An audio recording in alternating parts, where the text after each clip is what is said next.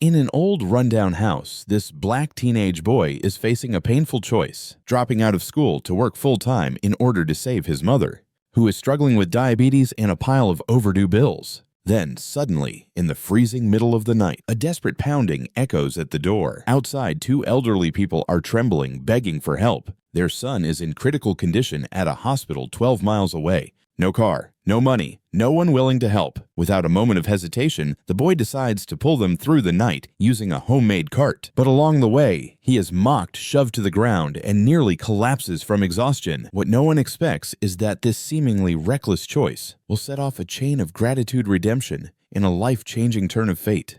Before we dive deeper into this story, let me know where you're watching from. And don't forget to subscribe to the channel so I can keep bringing you more great stories. When the bills were spread across the table like accusations, Caleb Brooks stood at the stove stirring watered-down chicken soup, one can stretched into 3 meals. He'd done the math in his head so many times he could recite it $4.79, for the can divided by 3 came out to $1.60 per meal. Still too expensive. Behind him, his mother coughed. Monica Brooks sat at the kitchen table, her hands shaking as she picked up another bill. Medical invoice, lab work, insulin. The pharmacy charged $847 for a single month of insulin. Insurance covered half. The other half sat on this table glowing red with the word overdue. "Mom, you need to eat something. I'm not hungry, baby." Caleb didn't turn around. If he looked at her, he'd see how thin she'd gotten, how her collarbone jutted out like a coat hanger under her loose sweater, how her hands trembled even when she wasn't moving them. The kitchen smelled wrong. It always did now. Rubbing alcohol from the insulin injections. The faint chemical smell of test strips. Underneath it all, old wood and dampness from a house that hadn't been properly maintained in years. The overhead light buzzed and flickered. Caleb had tried to fix it last week, but the problem wasn't the bulb, it was the wiring. One more thing they couldn't afford to repair. "The rent notice came today," Monica said quietly. Caleb's hand stopped stirring. "How much?" 2 months, plus late fees."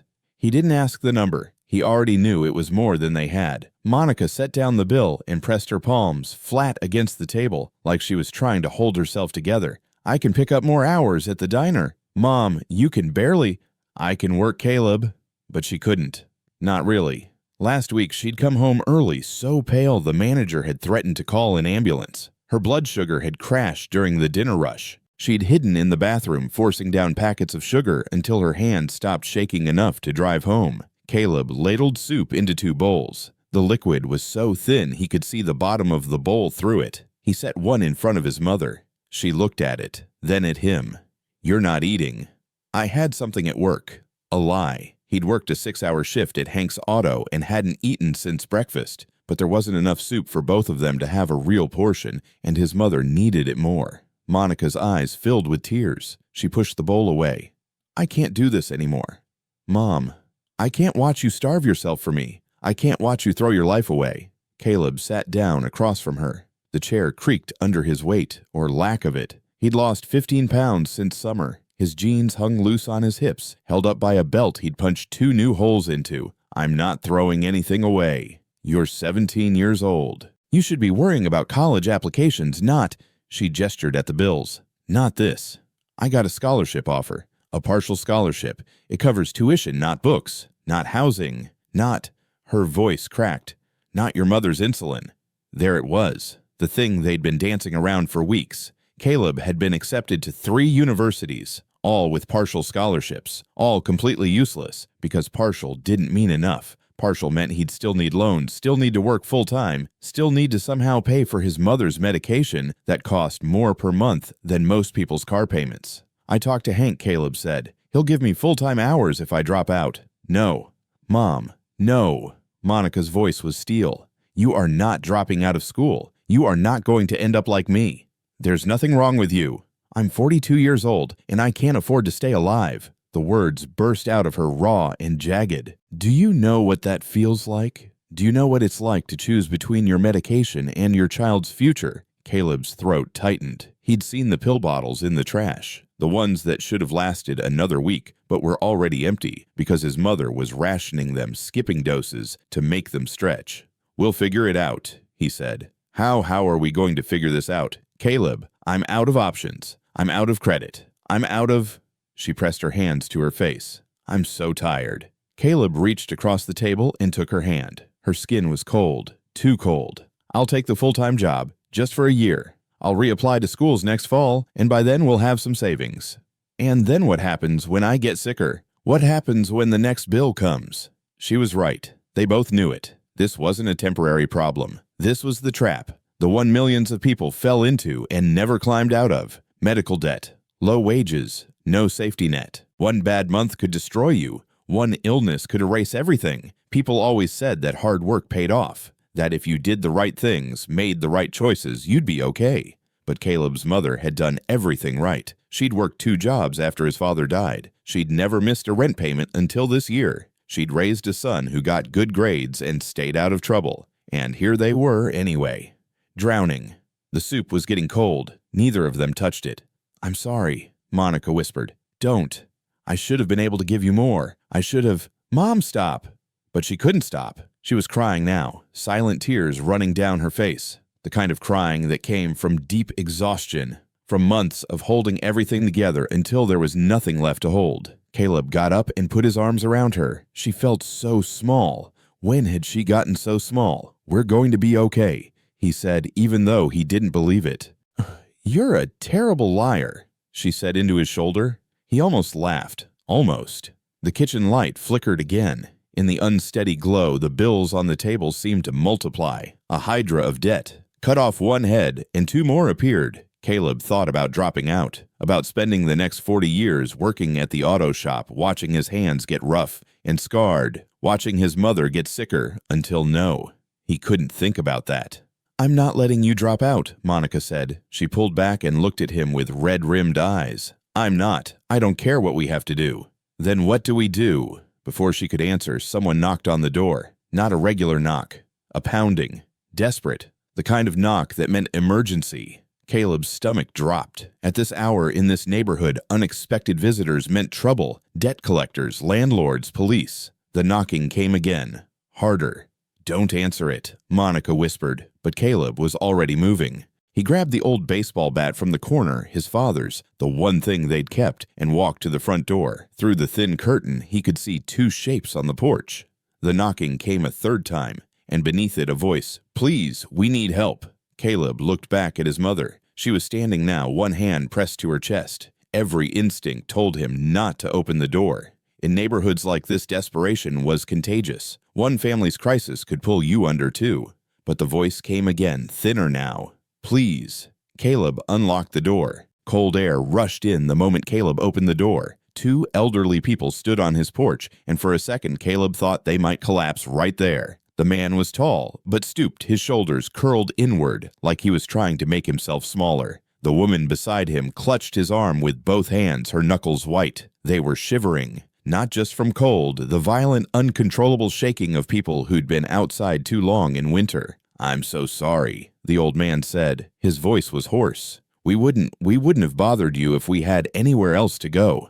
Caleb's grip tightened on the baseball bat, but he didn't raise it. These people weren't a threat. They were barely standing. Monica appeared behind him. Dear God, she breathed. The old woman's lips were tinged blue. Her thin coat was buttoned wrong, like she'd dressed in a hurry, or like her hands were shaking too much to do it properly.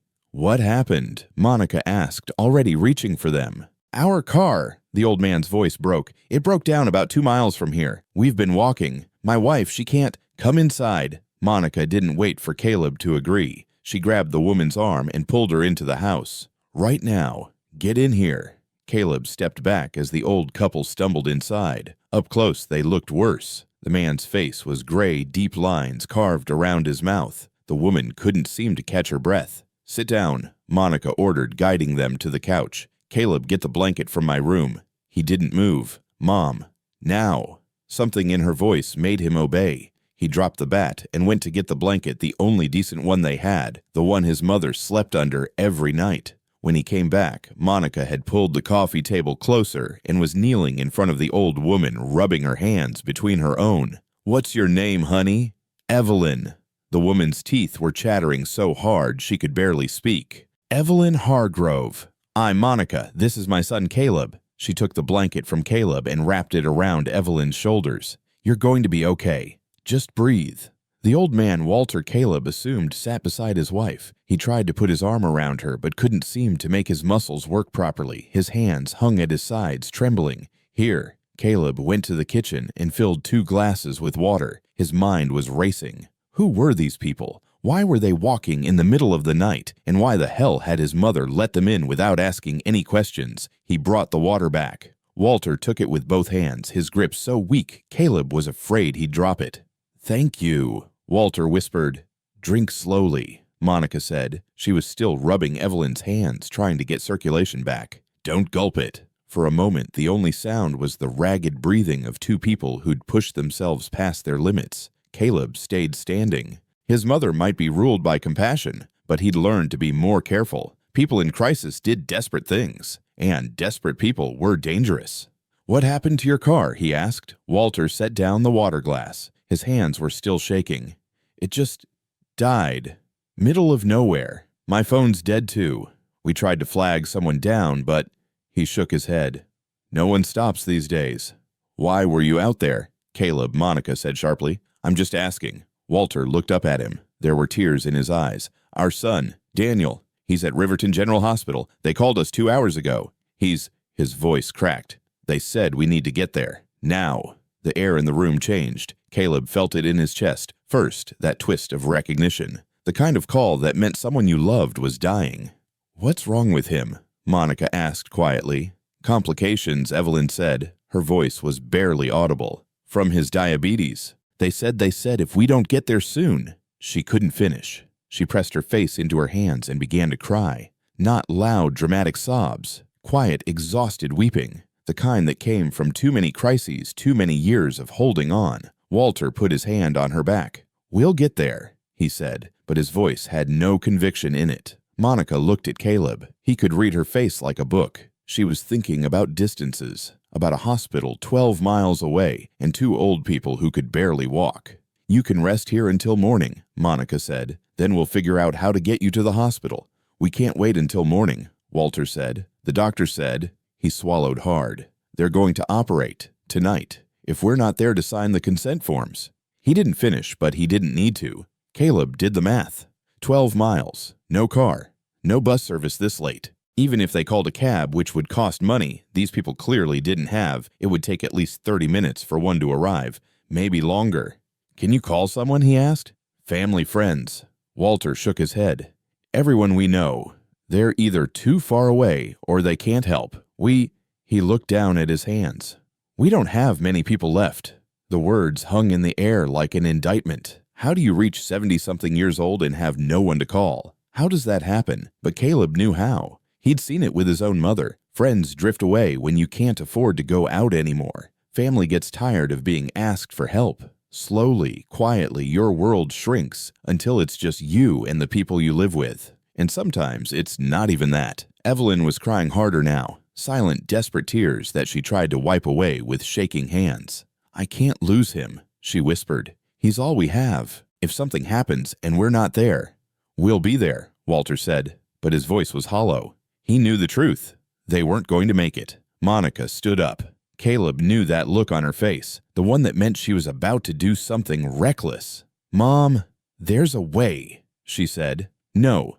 "Caleb, no." He knew what she was thinking. The same thing he'd been thinking for the past 60 seconds. The thing he absolutely, definitely could not do. Monica turned to him. "We have the cart." "Mom, that's 12 miles. I know how far it is. It's freezing outside." "I know. These people can't walk. If something happens, then we do something," Monica said. Her voice was sharp. "Because what's the alternative? Caleb, we send them back out there to die trying to reach a hospital. We watch them sit here while their son dies alone." Walter and Evelyn were looking at them now, not understanding what they were talking about, but hearing the argument underneath. The cart, Caleb's cart. It wasn't really a cart. It was a modified hand truck, the kind you use to move furniture. Caleb had rebuilt it last year, reinforced the frame, added a wider platform. He used it to haul stuff for people in the neighborhood, moving boxes, furniture bags of mulch. $5 per job, sometimes 10 if it was heavy. He'd pulled that cart through Riverton more times than he could count, but never 12 miles. never with 2 passengers, never in the middle of winter. That's insane, he said. You're right, Monica said. It is. They looked at each other. Caleb could see the exhaustion in his mother's face, the way her shoulders sagged. She barely had enough energy to stand. She definitely didn't have enough energy for this fight. But she was going to fight anyway, because this was who she was, who she'd always been. The woman who gave away her last dollar, who brought home stray cats, who let the neighbor's kids raid the fridge even when there was barely enough food for her own. Caleb looked at Walter and Evelyn. They were old, not just elderly old in the way that meant fragile. Walter's skin had that papery quality. Evelyn's breathing hadn't steadied yet. If he sent them back out, they might not survive the walk. If he tried to pull them in the cart, he might not survive it either. But what was the alternative? He thought about his mother's words. What happens when I get sicker? What happens when the next bill comes? He thought about all the times they'd needed help, and no one had come. He thought about Daniel Hargrove lying in a hospital bed, waiting for his parents to show up, so the doctors could try to save his life. And he thought, if I turn them away, if Mom ever needs help like this, would anyone come? Okay, he said. What? Monica blinked. Okay, I'll take them. Caleb, I wasn't asking you to. I know, but you're right. There's no other way. He looked at Walter. The cart's out back. It's not comfortable, but if you both can fit. We'll fit, Walter said quickly. We'll make it work. It's going to take a while. Maybe 3 hours. Maybe more. That's fine, thank you. Thank you so much. Evelyn was looking at him now, and Caleb had to turn away from the hope in her eyes. Because what if he couldn't do it? What if he got halfway there and collapsed? What if the cart broke? What if stop? Don't think about it. I'll get the cart ready, he said. He walked out before his mother could argue. The backyard was frozen solid. Caleb stood in front of the shed, his breath forming clouds in the air. His hands were already numb, and he hadn't even started yet. The cart sat where he'd left it yesterday, leaning against the shed wall. It looked smaller than he remembered, more fragile. The platform was reinforced plywood. The frame was metal tubing. The wheels were decent. He'd replaced them last summer with heavier-duty ones from the hardware store. But 12 miles, with 2 people on it, in the freezing cold. He grabbed the cart and pulled it out. The wheels squeaked in protest. Behind him, the back door opened. Monica came out carrying his heavy jacket. She didn't say anything, just held it out to him. Caleb took it. You should go inside. You're going to get sick. So are you. Mom, don't argue with me. Not now. She helped him into the jacket, pulled the zipper up to his chin. Her hands were shaking worse than the old couple's had been. You don't have to do this. Yeah, I do. Why? The question surprised him. He looked at her, really looked at her, at the purple shadows under her eyes, at the way her shoulder blades stuck out through her sweater, at the medical alert bracelet on her wrist that she wore because sometimes she forgot where she was or what day it was or whether she'd taken her insulin. Because if I don't, he said slowly, and something happens to you someday, and I need help and nobody comes, I won't be able to live with knowing I did the same thing to someone else. Monica's eyes filled with tears. Your father would be so proud of you. Caleb's chest tightened. He didn't like talking about his dad, didn't like thinking about the man who'd worked himself to death trying to provide for them, who'd had a heart attack at 43 and left them with nothing but debt and grief. He'd probably call me an idiot, Caleb said. No. Monica put her cold hand against his cheek. He'd call you a good man, and he'd be right. She kissed his forehead, then went back inside before he could see her cry. Caleb stood alone in the frozen yard. 12 miles. He could do 12 miles. He'd done it before, sort of. He'd pulled the cart 8 miles once hauling a load of mulch. That had taken him 4 hours and left him so exhausted he'd slept for 12 hours straight. But that was summer. And the cart had been full of mulch, not people. He went to the shed and found his work gloves. They were worn thin in the palms, more hole than glove, but they were better than nothing. He found a rope too thick, frayed at the ends, but strong enough. He looped it through the cart's handle and tied it around his waist, creating a makeshift harness. The back door opened again. Walter came out moving slowly, one hand on the doorframe for support. You shouldn't be out here, Caleb said. Neither should you. Walter looked at the cart, at the rope, at Caleb. Son, I can't ask you to do this. You're not asking, I'm offering. It's too far. You're just a kid. I'm 17, and I've pulled heavier loads. It was a lie. He hadn't, but Walter didn't need to know that. Walter was quiet for a moment. Then he said, "Why?" "Why what? Why are you helping us? You don't know us. You don't owe us anything."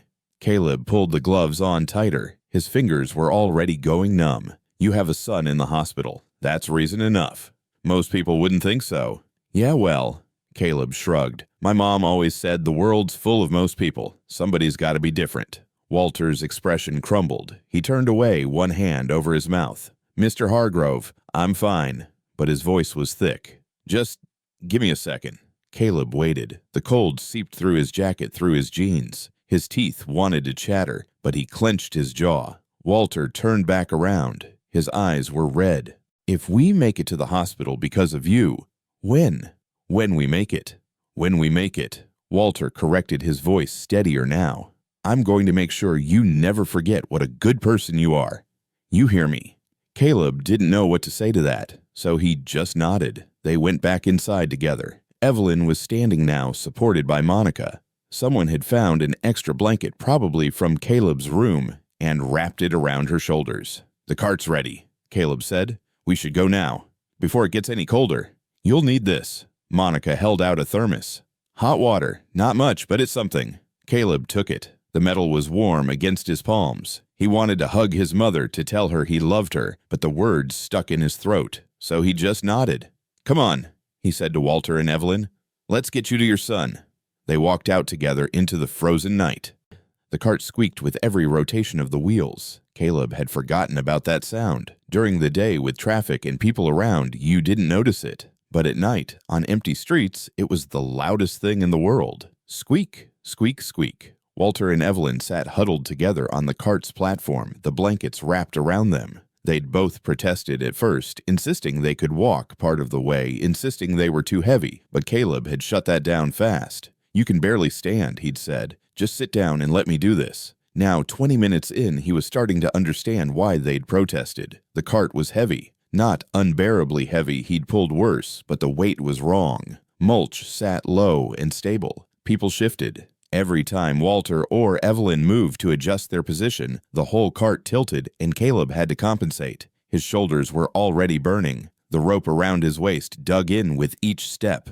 He'd tied it too tight. He could feel it cutting into his hip bones, through his jeans, but he couldn't stop to adjust it. If he stopped, he might not start again. They were on Riverside Road, now heading north. The houses here were slightly better than Caleb's neighborhood, older, but maintained with actual driveways and cars that ran. Light spilled from a few windows, but most were dark. It was past midnight. Normal people were asleep. "How you doing back there?" Caleb called over his shoulder. "We're fine," Walter said. His voice was muffled by the blankets. "Are you?" "Yeah, good." Another lie. His lungs were already burning from the cold air. Each breath felt like swallowing glass. His legs were okay for now, but he could feel the beginning of what would become cramping later. The muscles in his calves were tight, preparing to betray him. "Don't think about it. Just walk." Squeak, squeak, squeak. A car passed, briefly illuminating them in its headlights. Caleb saw their shadow on the pavement, a boy pulling a cart with two shapes huddled on it. It looked biblical, like something from a history book about refugees or pioneers. The car didn't stop. Of course it didn't. Who stopped for people on the side of the road anymore? Everyone had phones now. If you had a problem, you called someone. And if you didn't have someone to call, well, then you ended up here, on a cart, in the freezing dark. "Can I ask you something?" Walter's voice came from behind him. "Sure." "You in school?" "Yeah, Riverton High. Senior year." "You got plans after—" Caleb's jaw tightened. "Had some. College, maybe." "What happened?" For a long moment, Caleb didn't answer. His breath came in clouds, dissipating in the cold air. The cart squeaked. His shoulders burned.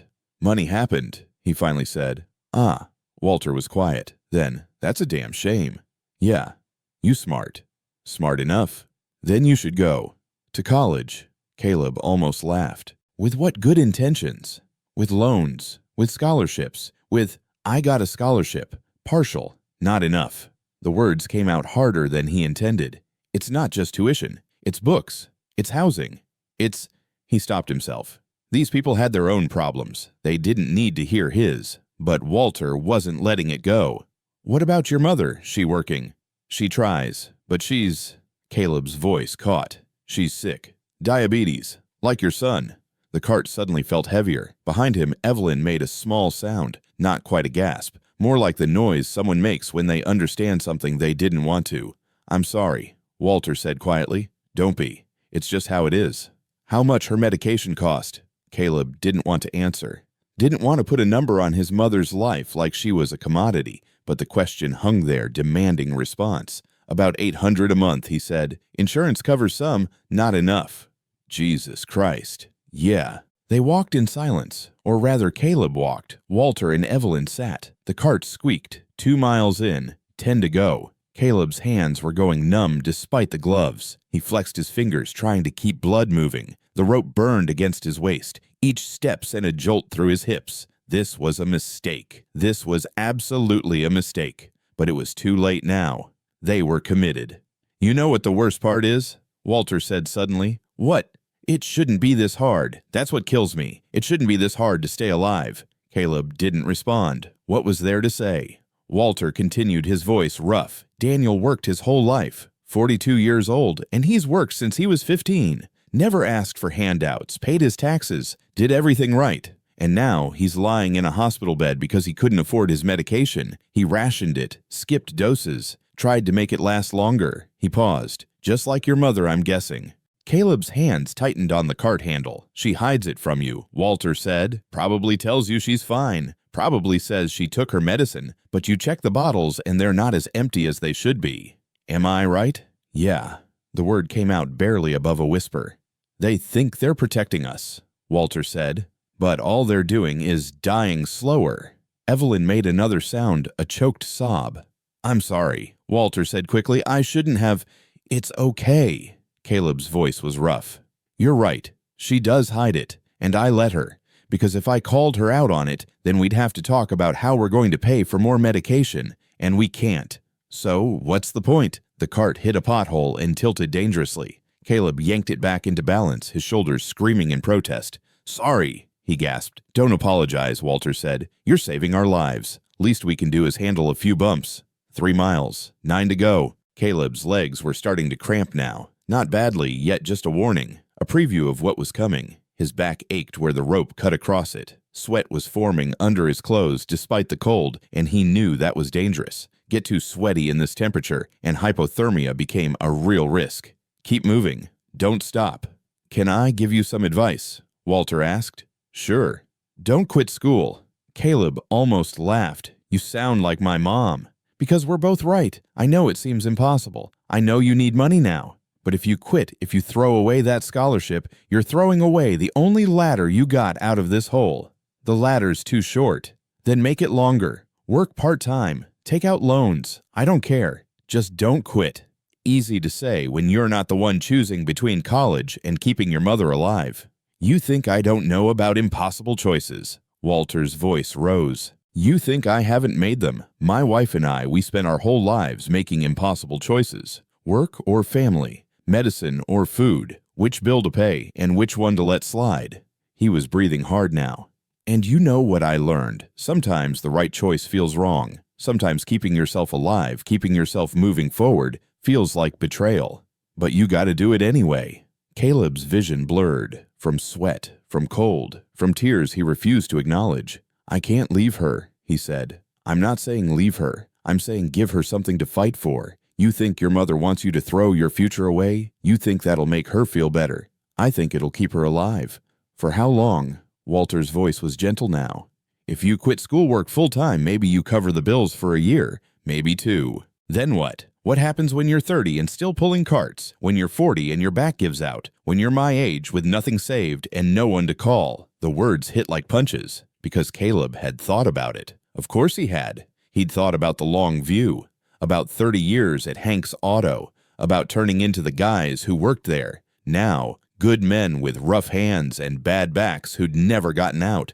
I don't know what else to do, he admitted. You do what people like us always do, Walter said. You hold on. You take the help when it's offered. You swallow your pride and you hold on. 4 miles, 8 to go. Caleb's whole body was screaming now. His shoulders felt like they were tearing. His legs were cramping with each step. The rope had definitely cut through his jeans. He could feel wetness there that was probably blood. He thought about stopping, about telling Walter and Evelyn he couldn't do it, about calling who would he call? They didn't have money for a cab. His mother was too sick to drive, and every second they wasted was another second Daniel Hargrove was alone in that hospital. Keep going. Squeak, squeak, squeak. Tell me about your son, Caleb said, partly because he wanted to distract himself, partly because he needed to remember why he was doing this. Evelyn spoke for the first time in miles. Her voice was thin but clear. He's good. Our Daniel is good. Tell me more. He calls every Sunday. Even when he's busy, even when he's tired, he calls. What's he do? He works construction. Has for 20 years. There was pride in her voice. Started as a laborer, worked his way up to foreman. He's strong. Not like... Her voice broke. Not like this. This isn't him. He's supposed to be the strong one. Walter reached back and took his wife's hand. He is strong, he said firmly. That's why he's going to be fine.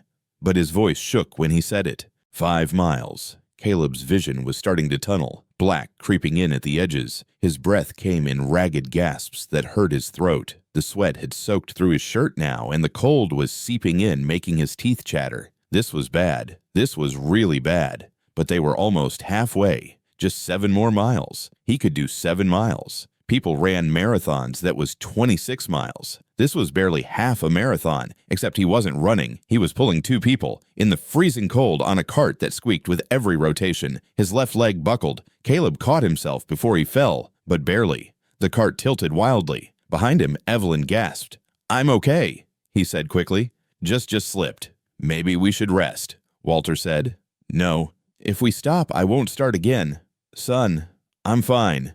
He wasn't fine. He was the opposite of fine. But they were halfway now. Turning back would be just as far as going forward. And forward meant hospital, meant doctors, meant Daniel Hargrove might actually survive the night. Caleb adjusted his grip on the cart handle. His gloves were shredded now, the thin fabric torn through in several places. His hands were bleeding. He could feel it warm and wet against the cold metal. Don't look. Don't think about it. Just walk. Squeak, squeak, squeak. 6 miles in, Walter started talking again. Not about Daniel this time. Not about Caleb's mother or college or money. Just talking, like he needed to fill the silence or he'd fall apart.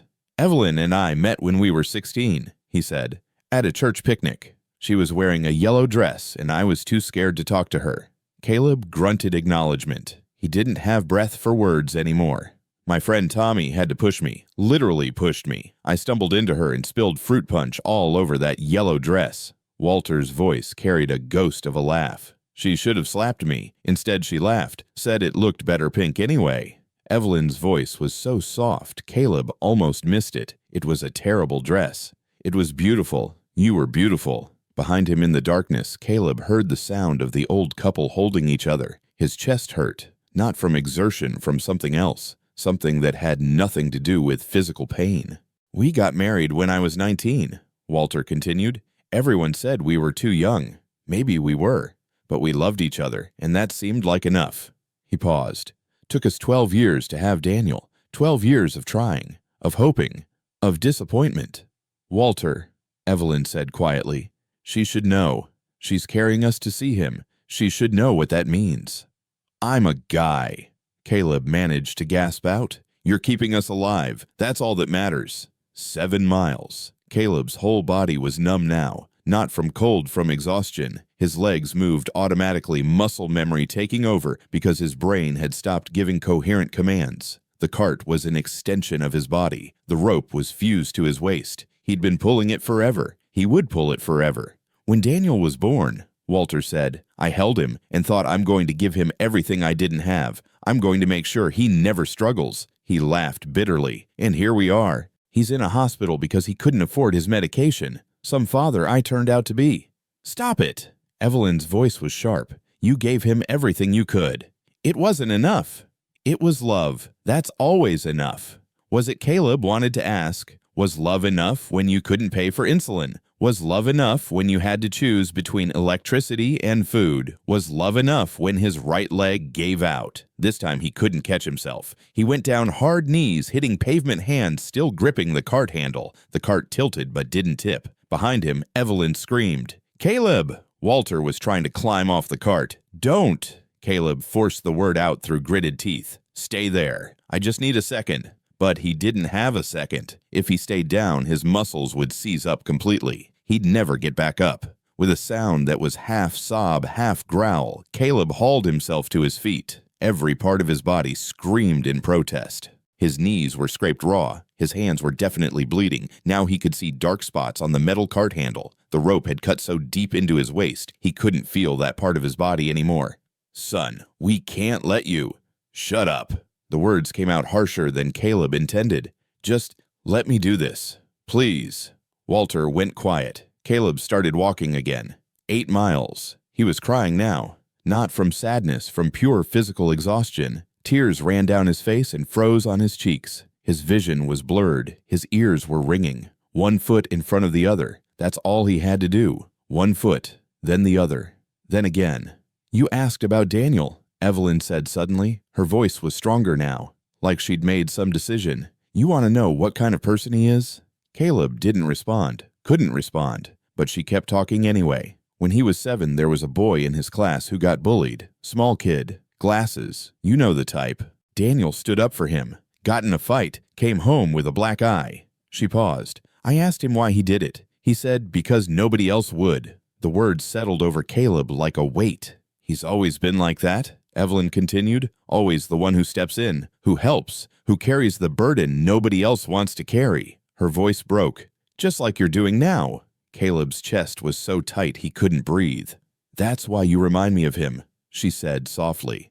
"That's why when I saw you at the door with that baseball bat and that scared look on your face, I knew we'd found the right house, because nobody pulls strangers on a cart through the freezing cold unless they're the kind of person who can't not help." "I'm not," Caleb's voice cracked. "I'm not a hero or anything. You're just good," Walter said. "And that's rarer than you think. 9 miles, 3 more, just 3 more. Caleb was operating on pure willpower now. His body had given up. His muscles had given up. But some stubborn part of his brain kept firing signals. Walk, pull, breathe. Walk, pull, breathe. "Can I tell you something?" Walter asked. Caleb grunted. "When we were walking earlier before we found your house, I told Evelyn maybe we should give up. Find a doorway. Wait for morning." "Walter!" Evelyn's voice was horrified. "She needs to know. He needs to know." Walter's voice was steady. "I was ready to quit, to let Daniel face it alone, because I'm old and I'm tired, and I thought maybe that was just how it ends. But Evelyn kept walking, kept dragging me forward, said we'd crawl if we had to." Caleb's throat was too tight to speak. "And then we saw your house, saw the light in the window, heard voices, and I thought maybe, just maybe.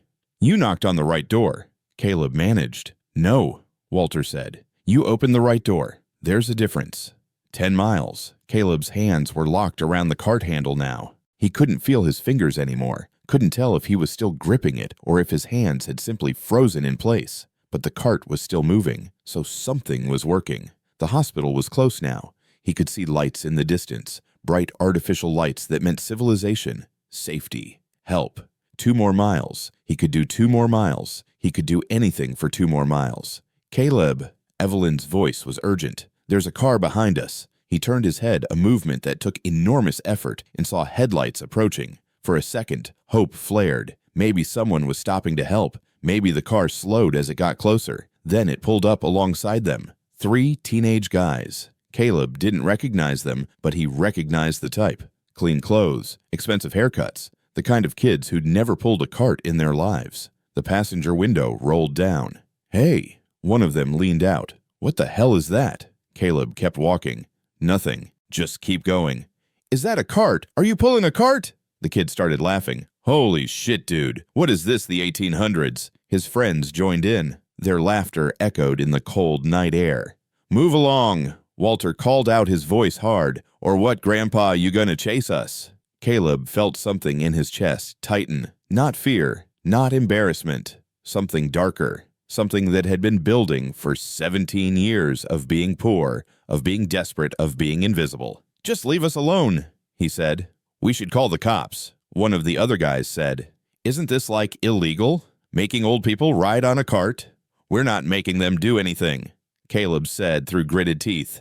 "They need to get to the hospital." "Hospital?" The first guy looked at Walter and Evelyn with exaggerated concern. "Oh man, that's terrible. But maybe you should call an ambulance instead of using slave labor." "Can't afford an ambulance," Caleb snapped. "Can't afford?" The guy burst out laughing again. "Oh my God, you're actually serious. You can't afford?" He turned to his friends.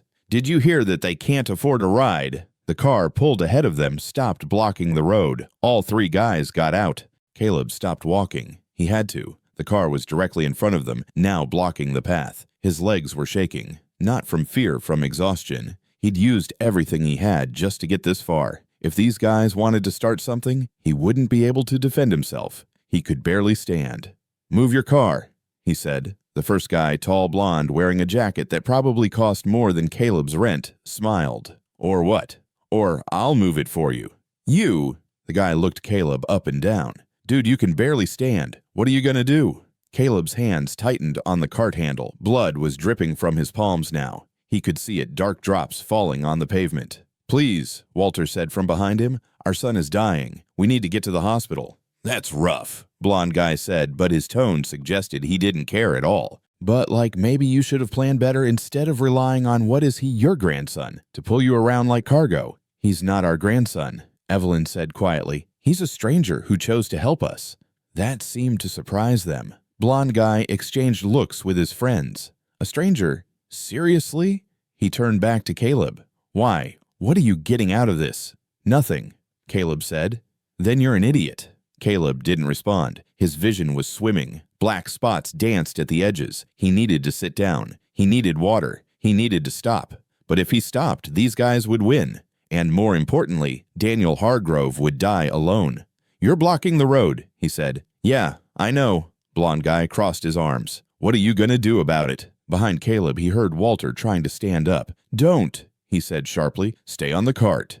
"But stay on the cart." One of the other guys, shorter, dark-haired, walked closer. He looked at the cart, at Walter and Evelyn huddled under blankets, at Caleb's bleeding hands. "This is actually kind of sad," he said. "Shut up, Tyler," blonde guy said. "No, I'm serious. Look at them." Tyler gestured at the scene. "They're desperate. So maybe we should just let them through." "Why? They're in the middle of the road. For all we know, he stole something. Maybe they're lying about the hospital." "Are we lying?" Evelyn's voice was steel now. "Would you like to see our son's medical records? Would you like to hear the phone call we got telling us he's in critical condition?" Blonde guy's smirk faltered. "Look," Tyler said, "maybe we should just check his pockets," blonde guy said suddenly. "What?" "I'm serious. Someone walking around this late in this neighborhood." He looked at Caleb. "You steal something? Is that what this is?" Caleb's hands were shaking so badly now he almost lost his grip on the cart. "I didn't steal anything." "Then you won't mind if we check." "You're not touching me." Blonde guy stepped closer. "What are you gonna do? Fight me? You can barely stand, dude. One push and you're done." And he was right. Caleb knew he was right. His legs were about to give out. His hands couldn't make a fist. If this guy wanted to search him to hurt him, there was nothing Caleb could do to stop it. "Jake, this is messed up." Tyler put a hand on blonde guy's shoulder. "Let's just go." "No," Jake shrugged him off. "I'm tired of people like this thinking they can just," he gestured vaguely, "just exist everywhere. This is a nice neighborhood. We have rules." "Rules." Walter's voice was dangerous now. "What rules?" "The rule that says decent people don't help strangers. The rule that says, if you're poor, you don't deserve to." "Shut up, old man." "Don't talk to him like that," Caleb said. Jake turned back to him. "Or what?" Before Caleb could respond, Jake pushed him. It wasn't a hard push, barely a shove really, but Caleb's legs were done. The push was enough. He went down. His knees hit the pavement for the second time that night. This time his hands let go of the cart. It rolled backwards slightly, not tipping, but close. Evelyn screamed. "Caleb!" Walter was trying to get off the cart again. "I'm okay," Caleb gasped, but he wasn't. His palms were shredded. His knees were bleeding through his jeans. And the worst part, the absolute worst part, was that Jake was laughing. "See, told you. One push." Caleb looked up at him, at this kid who'd probably never missed a meal in his life, who'd probably never had to choose between medicine and food, who'd probably never pulled a cart through the freezing cold because nobody else would help. And something in Caleb broke. Not broke like shattered, broke like opened, like a door he'd been keeping locked suddenly swinging wide. He started to laugh. Jake stopped. "What's so funny?" "You," Caleb said. He was still on his knees, still bleeding, still laughing. "You think you're better than me. You think because you have money, because you have a nice car, because you've never had to struggle, you think that makes you worth something. But you're not." Caleb pulled himself to his feet. His legs screamed in protest. "You're not worth shit. Because when someone needed help tonight, you know what you did. You stopped them. You made it harder. His voice cracked. "You're the kind of person who makes the world worse." Jake's face flushed. "You don't know anything about me." "I know enough." Caleb picked up the cart handle. His hands left blood smears on the metal. "I know that in 10 years, when you're telling people about your life, you'll probably forget this night. But I won't, and neither will they." He nodded at Walter and Evelyn. "Because this is the night you showed us exactly who you are." For a long moment, nobody moved. Then Tyler said quietly, "Jake, come on. Let's just go." "Yeah," the third guy added. "This is stupid." Jake stood there, his face, red hands clenched. "Whatever. You're not worth it." "You're right," Caleb said. "I'm not. But they are." He nodded at Walter and Evelyn again. "And right now, they're worth more than you'll ever be." Jake opened his mouth, closed it. Then, without another word, he got back in the car. His friends followed. The engine started. The car pulled around them, giving them wide berth this time, and disappeared down the road. Caleb stood there, gripping the cart handle, his whole body shaking. "Son," Walter said softly, "are you?" "I'm fine." The words came out automatic. "We need to keep moving." "Your hands are fine. We're almost there. His voice broke. "Let's just get there." Before anyone could argue, Caleb started walking again. 11 miles. One more to go. The lights of Riverton General Hospital appeared like a mirage. Caleb had been staring at the ground for so long, watching the pavement pass beneath his feet, one step at a time, that when he finally looked up and saw the lights, he didn't believe they were real. "Is that?" Evelyn's voice was hoarse. "Is that it?" "That's it," Walter said. His voice broke. "We made it. Dear God, we made it." Caleb kept walking. He couldn't stop now. If he stopped, he'd collapse. His body was running on fumes and pure stubbornness, nothing else. The hospital got closer, bigger, real. They were going to make it. The thought was almost too big to process. Somewhere in the last mile, Caleb had stopped believing they'd actually reached the hospital. He'd started thinking maybe they'd just keep walking forever, getting colder and more exhausted until they became another sad story people told about kids who tried too hard. But here it was. Real brick, real lights, real glass doors that slid open automatically. "Emergency entrance," Walter said, pointing. "Around the side."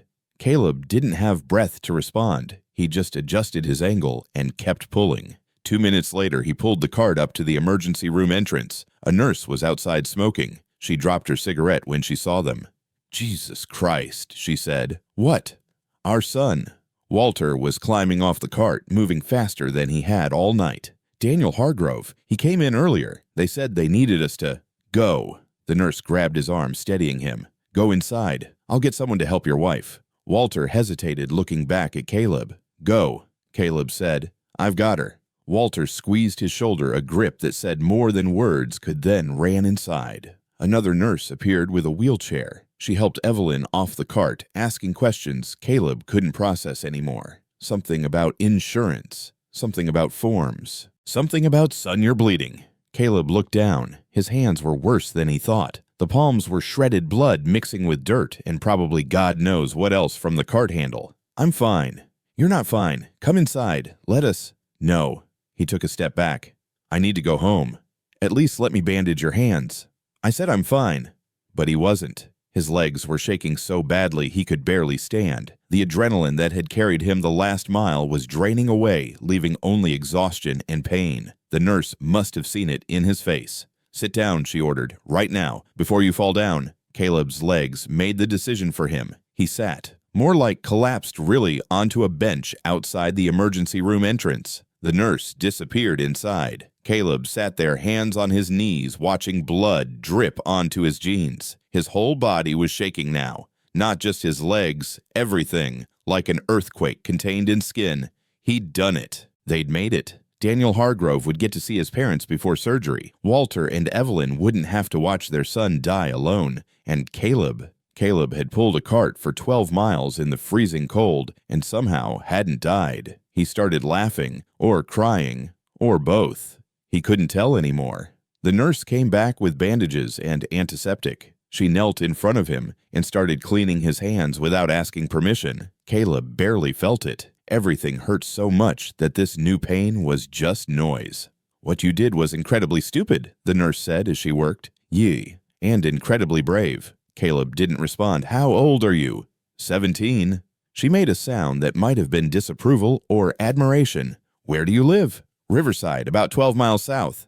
"How are you getting home?" The question hung in the air. Caleb hadn't thought about that, hadn't thought past getting here. And now that they were here, now that the cart was empty and the job was done, "I'll walk," he said. "Like hell you will." She finished wrapping his left hand and started on the right. "I'm calling you a cab." "Can't afford it." "Then you're sitting right here until morning when the buses run." Caleb was too tired to argue. He just nodded. The nurse finished with his hands and stood up. "Wait here. I'll see if I can find those people you brought in. Maybe they can give you money for a ride." "No." The word came out sharp. "Don't." "Kid you need." "I said no." Caleb looked up at her. "I didn't do this for money. Don't make it about money." The nurse studied him for a long moment. Then she nodded. "Okay, but you're still not walking home." She went back inside. Caleb sat on the bench wrapped in his own arms, shivering despite the relative warmth of the covered entrance. His hands throbbed. His legs throbbed. Everything throbbed, but they'd made it. The automatic doors slid open. Walter came out moving fast. When he saw Caleb, he stopped. "You're still here?" "Yeah." Walter crossed to him. For a second, Caleb thought he might hug him. Instead, Walter grabbed both his shoulders and looked him straight in the eye. "Daniel's in surgery," he said. "They got the consent form signed just in time. The doctor said," his voice broke, "they said if we'd been 5 minutes later, it might have been too late." Caleb's chest tightened. "So I'm going to say this once, and I need you to hear me." Walter's grip on his shoulders tightened. "You saved my son's life tonight. You understand you saved him." "I just pulled a cart." "No." Walter's eyes were wet. "You did something most people wouldn't do. Something most people couldn't do. You..." He had to stop and breathe. "You're 17 years old, and you probably saved 3 lives tonight. Mine, Evelyn's, and Daniel's. Because without you, we would have died trying to reach him. Or we would have given up.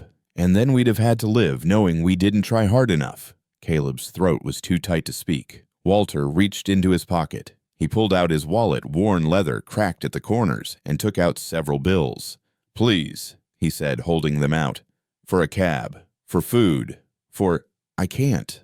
"Son, I can't take your money." Caleb pushed Walter's hand away gently. "Your son needs surgery. You need to pay for that. You..." He stood up even though it hurt. "I did this because it was right, not because I wanted to get paid. At least let us..." "No." Caleb picked up the cart handle. His bandaged hand screamed in protest. "You take care of your son. That's all I need." Walter stared at him. Then very deliberately, he put the money back in his wallet. He pulled out something else. A business card, old and slightly bent. "This has our number," he said. "When you get home, when you're ready, please call us, so we know you made it back safe." Caleb took the card. The letters swam in front of his eyes. "And son," Walter's voice was gentle now, "whatever you decide about school, whatever you decide about your future, remember that there are people in this world who believe in you. We're 2 of them. And something tells me there are more." Before Caleb could respond, Walter hugged him. A real hug, the kind Caleb's father used to give, strong and solid and meaning it. When Walter let go, Caleb turned away fast. He grabbed the cart and started walking before anyone could see him crying. The cart was lighter now, so much lighter. But somehow, Caleb felt heavier. The walk back should have been easier. The cart was empty. No weight to pull. No lives depending on each step. Just Caleb and the squeaking wheels and 12 miles of dark road. But it wasn't easier. His body was broken. Every muscle screamed. His hands, even bandaged, felt like they were on fire. His legs moved more from memory than strength. And the cold had settled deep into his bones, the kind of cold that made you understand how people froze to death even when they kept moving. Caleb made it 2 miles before he had to stop. He sat on the curb, the cart beside him, and put his head in his hands. The bandages were already stained with blood. His jeans were torn at both knees. His jacket was soaked with sweat that was now freezing solid. He needed to get up, needed to keep moving, but his legs wouldn't obey. A car passed, then another. Neither stopped. Why would they? Caleb was just another kid on the side of the road. Another person having a bad night in a world full of bad nights. He thought about his mother. She'd be awake still probably, sitting at that kitchen table staring at those bills waiting for him to come home, worrying. He needed to get up, but God, he was so tired. Hey! Caleb's head snapped up. A car had pulled over an old sedan, the kind with rust around the wheel wells and a cracked windshield. An old man sat in the driver's seat. "You okay, son?" "Yeah, fine." "You don't look fine." The man, black, maybe 60, with kind eyes, studied him. "You hurt?" "Just tired." "Where are you headed?" "Riverside." The man whistled. "That's a ways. Want a lift?" Caleb's first instinct was to say no. He'd learned early that accepting help from strangers could be dangerous. But he looked at the man's face, at the genuine concern there, and something in him cracked. "I've got a cart," he said. "I can see that. We'll put it in the trunk."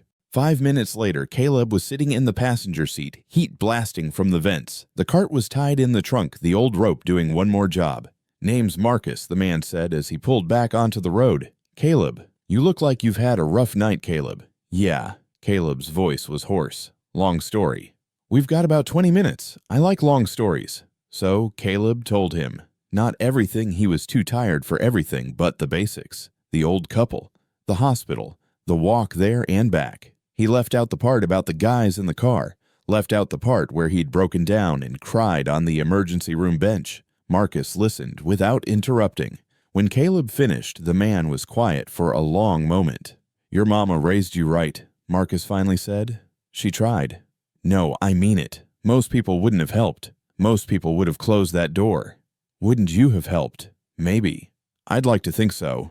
But I'm not 17 years old with my own problems." Marcus glanced at him. "You said your mom's sick." "Diabetes, like the old man's son." "That's rough." Caleb didn't respond. "You dropping out of school to help her?" The question surprised him. "How'd you—" "I've seen it before. Good kids thinking they gotta sacrifice everything." Marcus shook his head. "Let me tell you something. Your mama doesn't want that. No parent wants their kid to give up their future." "That's what everyone keeps saying, because everyone's right." Marcus was firm now. "I know it seems impossible. I know you need money now. But if you drop out, if you throw away that scholarship, you're going to regret it for the rest of your life. Better than watching my mom die because we can't afford her medication. Is it, or is it just easier?" Caleb's head snapped toward him. "Easy. You think this is easy?" "No, I think it's hard as hell. I think you're 17 and scared and trying to hold everything together." Marcus's voice softened. "But running away from your future isn't going to save your mama. It's just going to break both your hearts." They drove in silence for a while. "There's programs," Marcus said eventually. "Financial aid, hardship scholarships. Hell, there's crowdfunding now. People do that, raise money for medical bills." "My mom would never." "Your mom might not have a choice. Pride's a luxury, kid. When you're drowning, you take the hand that's offered." Caleb thought about Walter's money, about how he'd refused it because taking it felt wrong. But what if refusing it was more wrong? What if pride was just another word for stupid, "I don't know how to ask for help"? He admitted. "Nobody does. That's what makes it hard." Marcus pulled off the highway. "But you know what's harder, regretting the things you didn't do, the risks you didn't take, the help you didn't accept." They were getting close to Caleb's neighborhood now. He recognized the streets. "Thank you," Caleb said, "for the ride, for—" He gestured vaguely. "Everything." "Don't thank me yet. I want you to promise me something." "What?" "That you'll think about what I said. That you'll at least look into those programs. That you won't make any big decisions until you've exhausted every option." Caleb was quiet. "Then I promise." Marcus pulled up in front of Caleb's house. The kitchen light was still on. "Your mom is waiting for you," Marcus said. "Yeah. You go in there and you hug her, and then you both figure out what comes next, together." Caleb got out of the car. Marcus helped him get the cart out of the trunk. When it was sitting on the curb, rusty and bent, and somehow still intact, Marcus held out his hand. "You're a good kid, Caleb. World needs more like you." Caleb shook his hand. "Thank you. Get inside before you freeze to death."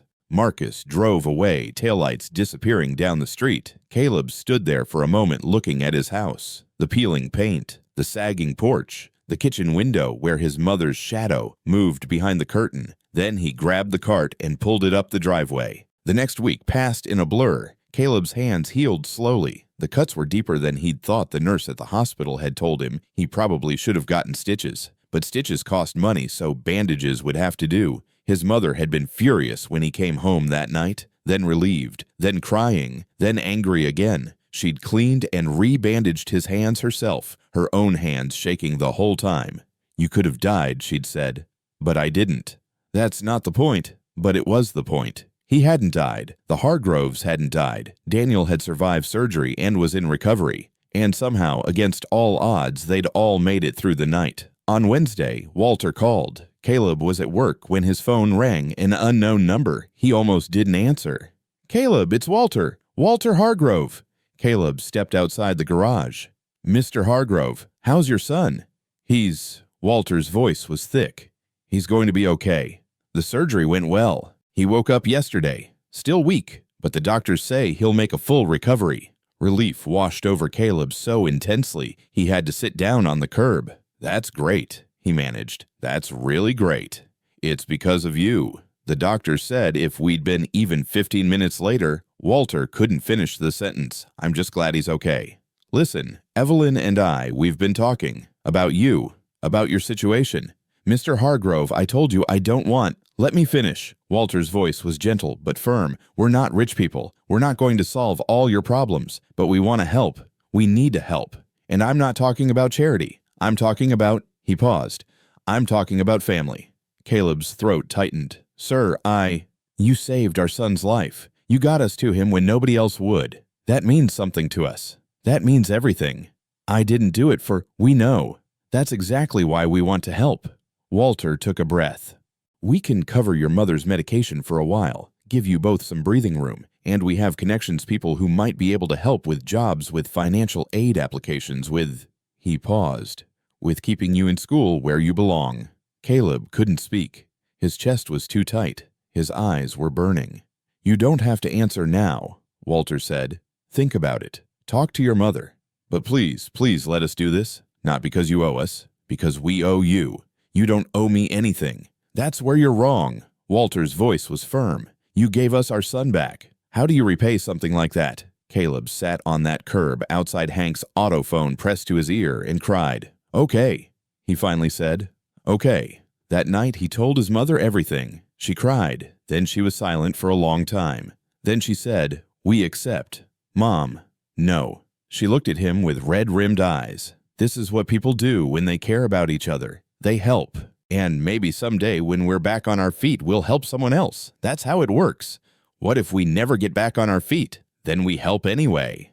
The Hargroves were good to their word. They didn't just pay for medication. They researched programs, found grants, connected Caleb and Monica with resources they didn't know existed. They introduced Caleb to a college advisor who helped him apply for additional scholarships. They even helped Monica find a better job, one with actual health insurance. It wasn't a miracle. It didn't fix everything overnight, but it gave them room to breathe, to think beyond the next crisis. For the first time in months, the bills on the kitchen table started to shrink, but it wasn't all smooth.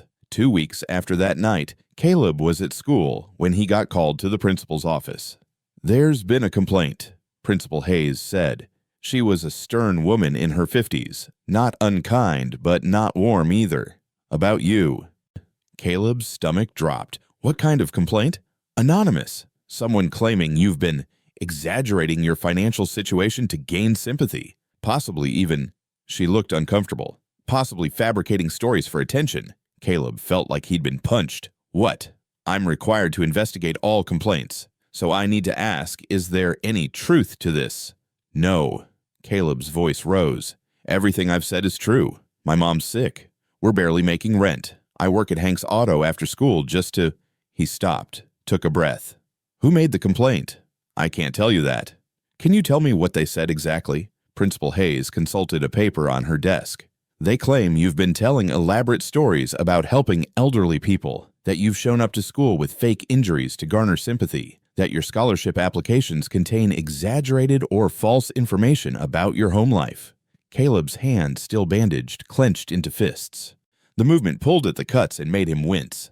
"Those aren't fake," he said, holding up his hands. "I pulled a cart 12 miles in the middle of the night. You can verify everything. Call Riverton General. Ask for Walter and Evelyn Hargrove. They'll tell you. I intend to. But in the meantime, what you're going to treat me like a liar. I'm going to do my job, which is to investigate complaints thoroughly." Caleb stood up. His chair scraped against the floor. "Do whatever you have to do, but I didn't lie about anything." He walked out before she could respond. The rest of the day was a nightmare. Caleb could feel people looking at him, whispering. Some anonymous asshole had decided to try to destroy him, and now everyone knew there was an investigation. By lunch, 3 people had asked him if it was true, if he'd made everything up. "No," he told them, "but thanks for believing me." The sarcasm was wasted. They drifted away, leaving him alone at his usual table in the corner. He texted his mother, "Someone reported me to school, said I was lying about everything." Her response came fast. Who would do that? I don't know. But he had a suspicion. 3 guys in a nice car. One of them named Jake. Kids who'd seen him at his lowest and decided to kick him while he was down. He couldn't prove it, but he knew. That afternoon, his phone rang. "Walter, Principal Hayes called me," Walter said without preamble. "She wanted to verify your story." Caleb's stomach churned. And I told her everything. Every detail. I also sent her Daniel's medical records showing the timeline of his emergency. Photos of receipts from that night. Everything she could possibly need. "Mr. Hargrove, you didn't have to." "Yes, I did. Because whoever made that complaint, whoever tried to hurt you like that, they're not going to win. You hear me? They're not going to take this away from you." Caleb's eyes burned. "Thank you. Don't thank me. Just keep your head up. Truth wins eventually." But Caleb wasn't sure that was true. He'd seen too many times where lies spread faster than truth, where people believed the worst because it was easier than believing in something good. The investigation took 3 days. 3 days of Caleb walking through school feeling like everyone was watching him. 3 days of wondering if his scholarship would be revoked. 3 days of his mother barely sleeping, stress making her blood sugar unstable again. On Friday afternoon, Principal Hayes called him back to her office. "Sit down, Caleb." He sat. His hands were shaking. The cuts had healed enough that he didn't need bandages anymore, but the scars were still pink and obvious. Principal Hayes folded her hands on her desk. "I've completed my investigation. I spoke with the Hargroves, with staff at Riverton General, with your employer at Hank's Auto, and with several of your teachers." Caleb waited. Everything you said was true. Every single detail. In fact, she paused. "In fact, you significantly downplayed what you did that night. Mr. Hargrove was very emphatic about that." Something in Caleb's chest loosened slightly. "The complaint against you was unfounded and, in my opinion, malicious. I will be looking into its source, though given it was anonymous, that may prove difficult." "So, I'm cleared." "You were never formally accused, Caleb. But yes, you're cleared." Principal Hayes leaned back. "I want to apologize. I should have," she hesitated. "I should have handled this differently. I should have trusted you more." "It's okay." "It's not. But I appreciate you saying so." She pulled out a folder. "Now, let's talk about your college applications." "What about them?" "I've been reviewing them. You're a strong candidate, but your financial aid package isn't where it needs to be. So I've contacted some people, pulled some strings." She slid a paper across the desk. "This is a full-ride scholarship to state. Tuition, housing, books, meal plan, everything." Caleb stared at the paper. The words swam in front of his eyes. "I don't understand." "It's a hardship scholarship for students who show exceptional character in the face of adversity. Your story, your real story, not the lies someone tried to spread, that qualified you." She smiled. "You earned this, Caleb. All of it." He couldn't speak, couldn't breathe. "There's one condition," Principal Hayes continued. "You have to keep your grades up, stay out of trouble, and you have to agree to mentor other students going through similar situations." His voice cracked. "I can do that." "I know you can." She stood up and extended her hand. "Congratulations." Caleb shook her hand. His palm was still tender, but he didn't care. He walked out of that office in a daze. Full ride. Everything covered. He could go to college. His mother wouldn't have to choose between his future and her medication anymore. He made it to the parking lot before he started crying. Graduation. His mother sat in the third row, looking healthier than she had in years. The medication was regular now. The insulin was affordable. She'd even gained back some weight. Next to her sat Walter and Evelyn. Daniel was there too, recovered thinner than in his photos, but smiling. They'd all become family in that strange way that happens when crisis binds people together. Marcus was there too, the man who'd given Caleb a ride that night. They'd stayed in touch. He'd shown up to Caleb's track meets, to his college acceptance celebration, to every milestone that mattered. When Caleb's name was called, they all stood and cheered. He walked across that stage, shook hands with Principal Hayes, and accepted his diploma.